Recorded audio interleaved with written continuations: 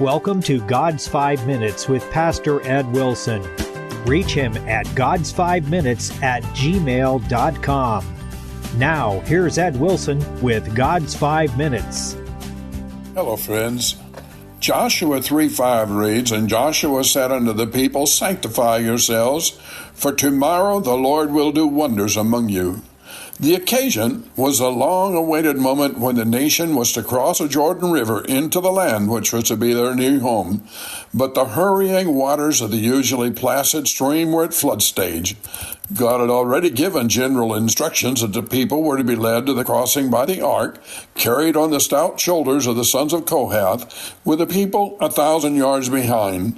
But how was this vast number, old and young, men and women, to find a method of crossing?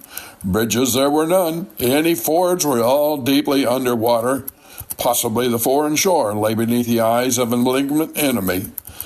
The command was not for them to send out spies to plan for a crossing, as they had done when following their human reasoning once before.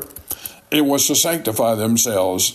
At that time and place, the term literally meant for them to prepare themselves spiritually, to wait patiently on the Lord for whatever great means he might see fit to use for their deliverance. And in one sense, so it means to us today.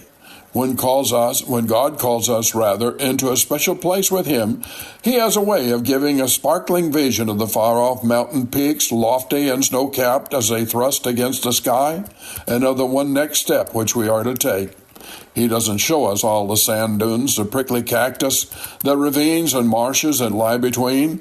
We are to treasure the vision of grand eternity and live each day of our journey toward it in humble patience, trusting God for tomorrow. It's safe to trust the Lord. When we approach the impassable wall of a granite cliff, God knows we cannot scale it by its stark face. When we are near enough, we will always see a gorge, a chasm, a sometimes narrow but always passable track.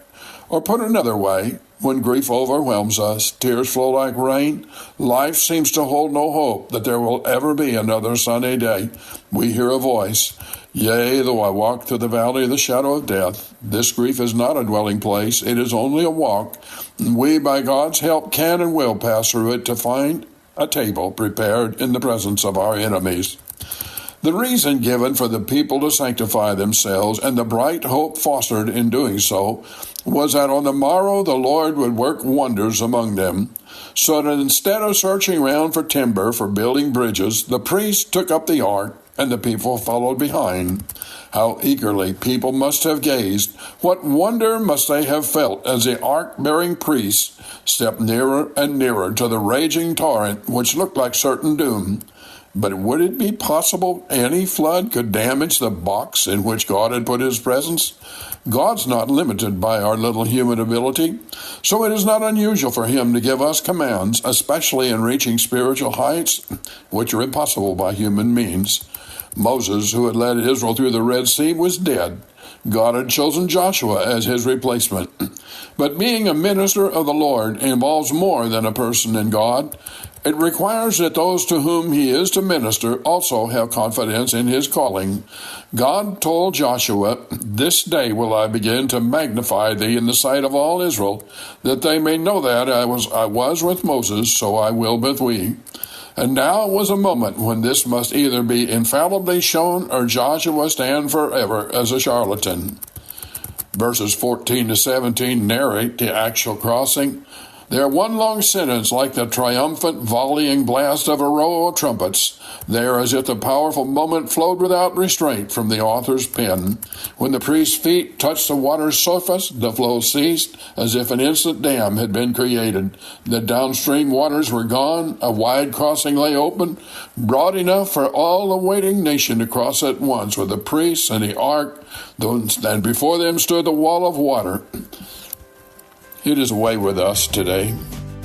You have been listening to God's 5 Minutes with Pastor Ed Wilson. Reach him by email at godsfiveminutes@gmail.com. Tune in next time to hear more encouraging thoughts from God's Word on God's 5 Minutes with Pastor Ed Wilson.